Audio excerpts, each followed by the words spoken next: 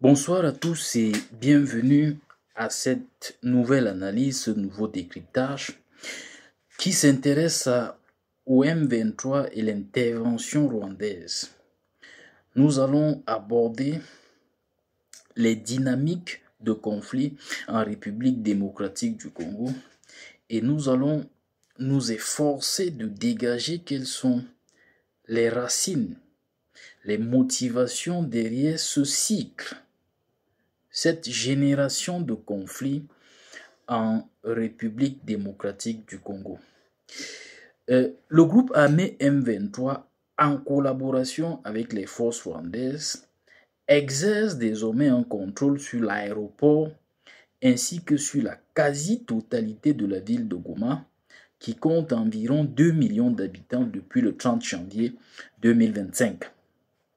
Au cours des 3 derniers mois, une série d'offensives et de confrontations avec l'armée congolaise a permis à ses forces de s'emparer de cette localité stratégique dans l'est du pays.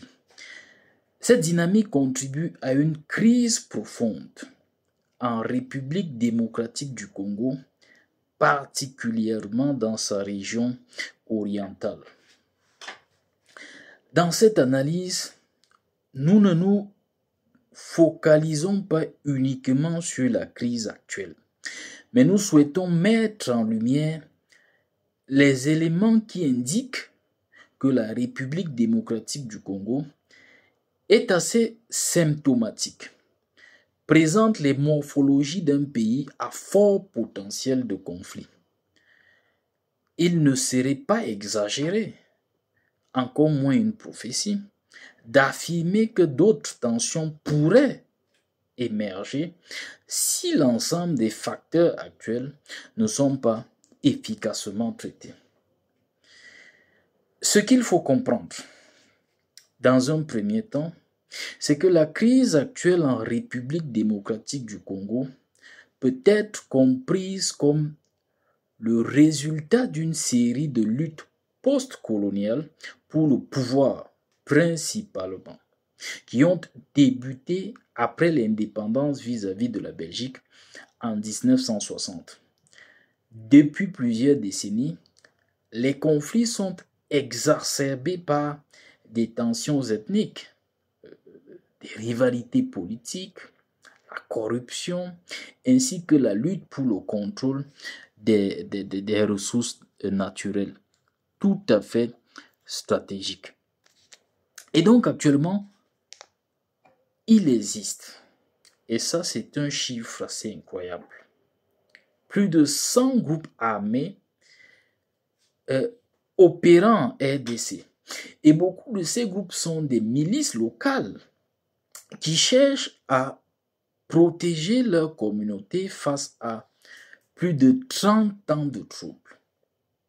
Voyez-vous, les allégeances et rivalités entre ces factions évoluent constamment et sont généralement motivées par les identités ethniques, les intérêts économiques et la manipulation politique. Les principaux facteurs à l'origine de ces conflits incluent la mauvaise gouvernance, la gestion inefficace de la construction d'une nation et d'un État post-colonial, et en définitive, les conflits liés à la terre et aux ressources naturelles.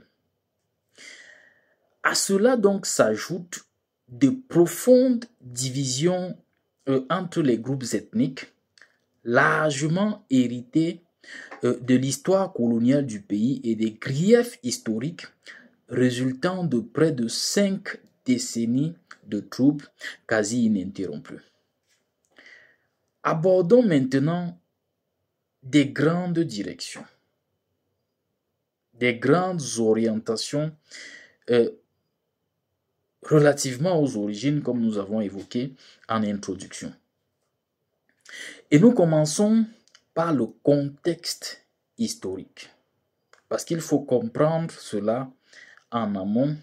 Il y a une énorme dimension historique dans ce cycle de conflit en RDC.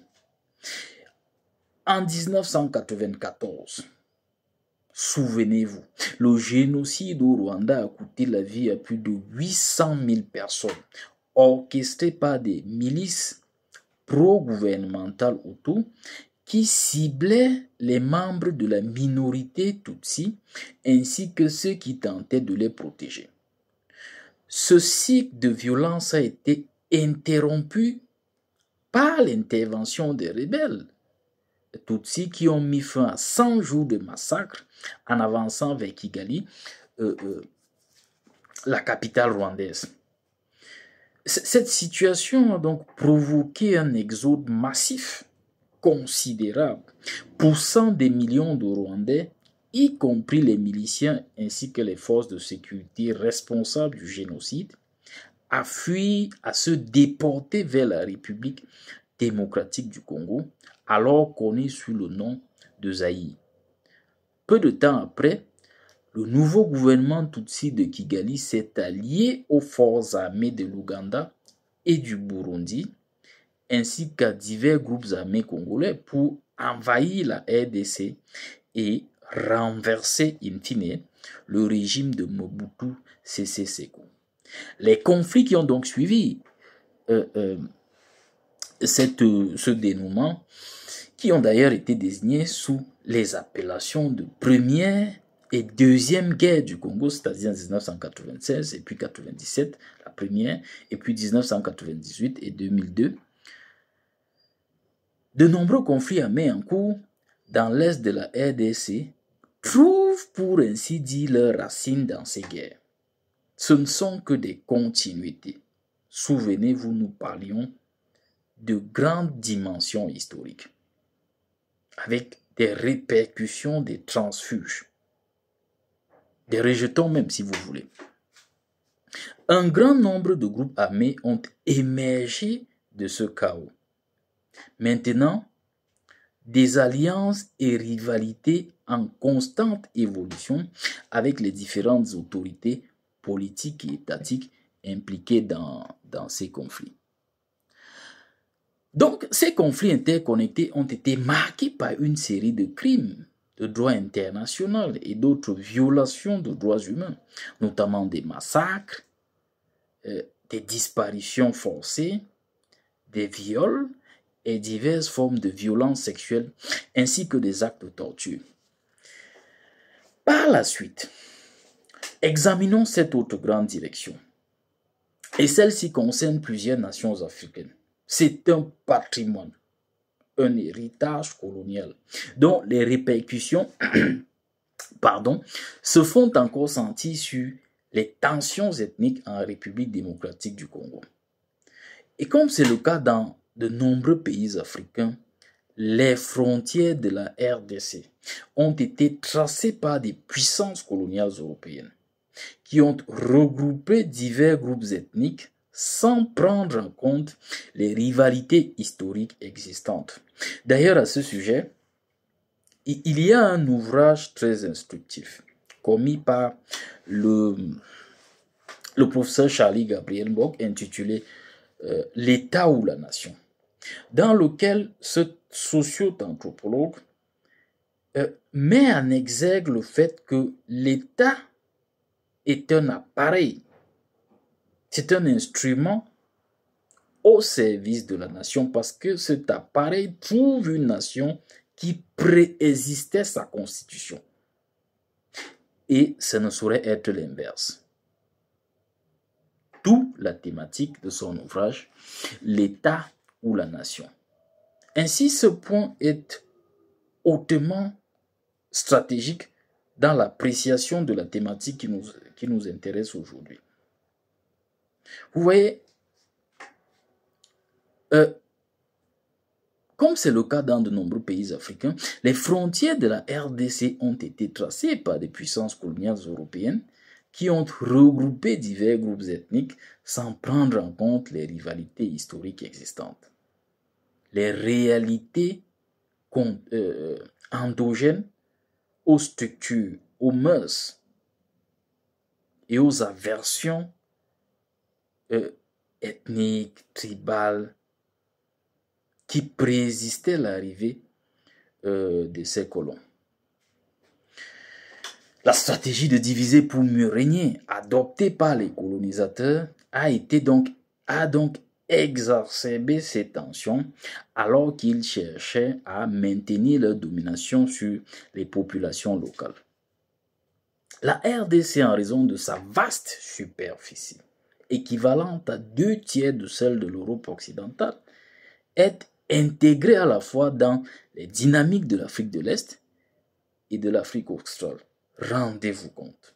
Sa grande étendue géographique complique donc le contrôle efficace du territoire. Voyez-vous, surtout dans un contexte où la gouvernance est souvent défaillante.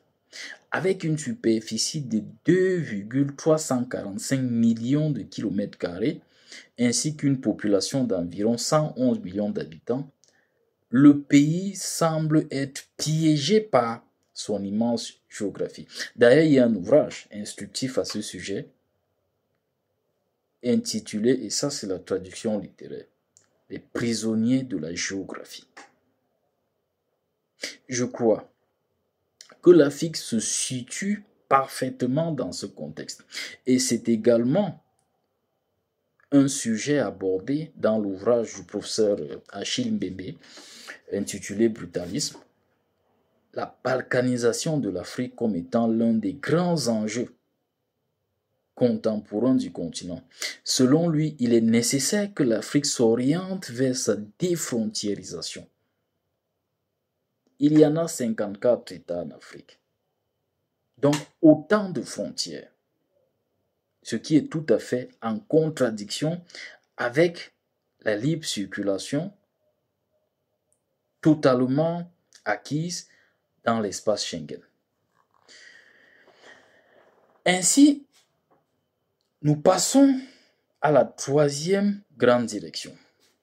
La République démocratique du Congo est dotée d'une richesse exceptionnelle en ressources naturelles. Vous voyez, nous avons réservé cette dynamique qui est largement popularisée parce que nous la considérons à la réalité à la troisième place. Mais les bases sont sociologiques, historiques, coloniales et anthropologiques même si vous voulez, qui viennent donc se faire alimenter par ce qui en réalité représente le cœur de toutes les convoitises, l'avidité des grandes puissances et des milices ainsi que des groupes tropicaux en RDC. La nation est dotée d'une richesse exceptionnelle en ressources naturelles, souvent qualifiée de scandale géologique. Le pays se classe aujourd'hui comme le troisième producteur mondial de cuivre, détenant 10% des réserves mondiales. Par ailleurs, le sous-sol congolais contribue à 70% de la production mondiale du cobalt, en plus d'abriter d'importantes ressources telles que le nickel, l'étain, les diamants et la quasitérité. Le président congolais Félix Tshisekedi a accusé le dirigeant rwandais Paul Kagame de soutenir le groupe armé M23 en lui fournissant des armes et des troupes. Il accuse également Kigali d'envahir le territoire congolais dans le but de piller les richesses minières du pays, ainsi que d'orchestrer un changement de régime. Ces allégations s'appuient sur un rapport de l'ONU largement accepté par de nombreux gouvernements africains et occidentaux, qui ont d'ailleurs, à cet effet, exigé le retrait des forces rwandaises. L'accès aux ressources minières de la RDC a été un moteur de conflit dans cette région pendant des décennies, exacerbant, amplifiant même si vous voulez, ou alors tout simplement en dopant les tensions ainsi que les rivalités. Donc, dans ce conflit, le président rwandais de longue date, Paul Kagame, occupe une position centrale. bien qu'il ait l'habitude de détourner l'attention, et je voudrais ici le souligner à gros traits, c'est une stratégie du dirigeant rwandais. Cette attitude, cette faculté à détourner l'attention sur lui lorsque tout, avec des preuves à l'appui, démontre que nous disposons de suffisamment d'éléments pour tout au moins le tenir pour suspect numéro 1. Son histoire d'intervention militaire en République démocratique du Congo est intimement liée aux conséquences du génocide rwandais de 1994. Et la problématique, la question qui se pose concernant le leader rwandais, quelles sont donc les véritables intentions de Paul Kagame? Voyez-vous, lorsqu'il accéda au pouvoir à Kigali en juillet 1994, après avoir mis un terme au génocide des Tutsis, Paul Kagame était déjà perçu comme l'un des stratèges les plus brillants d'Afrique. Après 30 années de gouvernance, il est souvent présenté comme un dirigeant moderne. Voyez-vous, voire même visionnaire. Cependant, malgré sa connectivité permanente, il incarne également des valeurs d'une autre époque. C'est une personnalité hybride, une véritable diarchie cohabite en lui, des tendances tout à fait contemporaines, et ce que nous voudrions ressortir dans ce point, des racines historiques fortement ancrées en lui et agitant ses orientations ainsi que ses décisions politiques. Et c'est cela qui nous intéresse lorsque nous abordons ce point, celui de Paul Kagame, ce sont ses pulsions. Et il serait donc illusoire, ce serait un leurre, d'attendre de lui une confession ouverte concernant son soutien aux rebelles du M23. Vous ne l'entendrez jamais assumer quoi que ce soit. Quand bien même les preuves sans appel irréfutables convergent vers tout au moins son implication, pour ne pas dire sa culpabilité. Mais sachez qu'il est issu d'une lignée royale. Kagame se sent peu contraint par l'ordre international établi par les puissances occidentales après la Seconde Guerre mondiale. Sa référence culturelle est ancrée dans l'histoire de son pays, le Rwanda. Souvenez-vous, une monarchie dans le passé, dont la capitale était Nyanza, au cœur des collines où le Mwami, c'est-à-dire le roi, régnait sur une population laborieuse. À l'indépendance du Rwanda en 1962, les Tutsis furent chassés du pays et la famille de Kagame s'établit dans un camp de réfugiés à la frontière ougandaise. Kagame n'a jamais fait mystère, dissimulé son ambition de restaurer le grand Rwanda devant les frontières d'avant, avec les frontières d'avant, les frontières d'avant même l'époque coloniale. Parmi ses motivations figure la défense contre une résurgence de la haine envers les Tutsis, ainsi que l'appropriation des richesses minières de la région. Et ça, il faut le marteler, il est tout aussi avide que les grandes puissances, pour certaines qui trouvent appui sur cette faiblesse égocentrique qui réside en lui et qu'il aura beaucoup de difficultés à réfuter. Parallèlement, il cherche à maintenir une sphère d'influence dans l'Est de la République démocratique du Congo. Les conflits en République démocratique du Congo ont engendré donc une véritable catastrophe en matière de droits humains. Des milliers de civils se retrouvent piégés entre deux feux et les violences sexuelles sont devenues une pratique tout à fait banale, endémique. Des crimes de guerre et des crimes contre l'humanité ont été documentés. Les survivants des violences font face à des défis considérables, notamment massacres et blessures, violences sexuelles comme nous l'avions tantôt dit, torture et disparition, déplacement de la population, pauvreté et précarité. Mais sachez que ces conséquences soulignent l'urgence d'une intervention internationale. Et à ce titre, il est fondamental de souligner la nécessité de l'intervention de la communauté internationale. Non pas par slogan, non pas parce que ces derniers ne se retrouvent pas impliqués, soit indirectement, soit alors par procuration, dans cette crise, mais simplement parce que il est incontestable et on ne peut pas l'éviter. La résolution et la stabilité en RDC dépendent des acteurs principaux qui agitent les ficelles dans l'ombre et ils sont connus. Nous avons tantôt parlé du leader du Rwanda.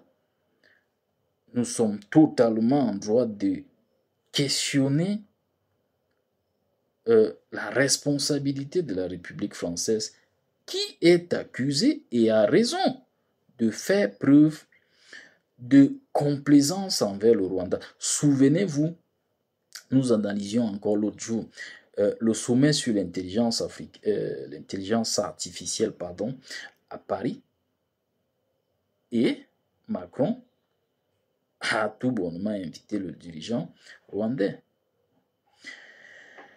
Donc, sachez en définitive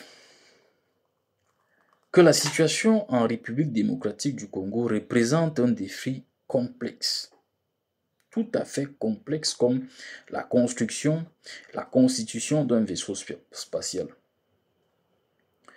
Et cela résulte d'une convergence de facteurs à la fois historiques, politiques et économiques. Le contrôle exercé par le groupe armé M23, soutenu par des forces rwandaises et étrangères, amplifie une crise humanitaire déjà alarmante, marquée par des violations systématiques des droits humains. Les racines de ce conflit sont profondément ancrées dans l'histoire coloniale et les luttes pour le pouvoir post-colonial, créant un terrain fertile pour de nouvelles tensions. Face donc à cette dynamique, il est consubstantiel que la communauté internationale prenne des mesures proactives pour favoriser un dialogue constructif et soutenir les efforts de paix. La résolution durable de cette crise nécessite non seulement une approche sécuritaire, mais aussi une attention particulière aux enjeux de gouvernance, de justice sociale et de réconciliation entre les groupes ethniques. Parce que la RDC, et ce n'est pas une tendance exclusive à cette nation.